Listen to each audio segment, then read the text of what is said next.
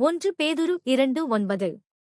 நீங்களோ உங்களை அந்தகாரத்தின்று தம்முடைய ஆச்சரியமான ஒளியினிடத்திற்கு வரவழைத்தவருடைய புண்ணியங்களை அறிவிக்கும்படிக்கு தெரிந்து கொள்ளப்பட்ட சந்ததியாயும் ராஜரீகமான ஆசாரிய கூட்டமாயும் பரிசுத்த ஜாதியாயும் அவருக்கு சொந்தமான ஜனமாயும் இருக்கிறீர்கள்.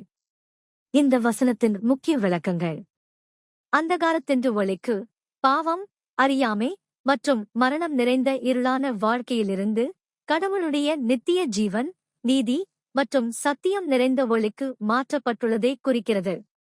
தெரிந்து கொள்ளப்பட்ட சந்ததி தேவன் தம்முடைய சொந்த திட்டத்தின்படி விசுவாசிகளை தமக்கென்று பிரத்யேகமாக தேர்ந்தெடுத்துள்ளார். ராஜரீகமான ஆசாரிய கூட்டம்: பழைய ஏற்பாட்டில் ஆசாரியர்கள் மட்டுமே தேவனை அணுக முடிந்தது. ஆனால் புதிய ஏற்பாட்டில் ஒவ்வொரு விசுவாசியும் ராஜாக்களாகவும் தேவனை நேரடியாக அணுகி மன்றாடும் ஆசாரியர்களாகவும் இருக்கிறார்கள். பரிசுத்த ஜாதி உலகம் சார்ந்த வழிகளில் இருந்து விலகி தேவனுக்காக பிரிக்கப்பட்டவர்கள் ஆவர். அவருக்கு சொந்தமான ஜனம்.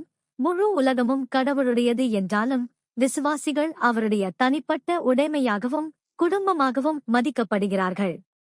முக்கிய நோக்கம்: இவ்வளவு பெரிய கிருபையை பெற்ற விசுவாசிகள் தம்முடைய புண்ணியங்களை அறிவிக்கும்படிக்கு, அதாவது கடவுளின் நன்மைகளையும் அன்பையும் அதிசயமான செயல்களையும் உலகிற்கு எடுத்துரைக்க கடமைப்பட்டுள்ளனர். ஆண்டவர் உங்களை ஆசீர்வதிப்பாராக. ஆமென்.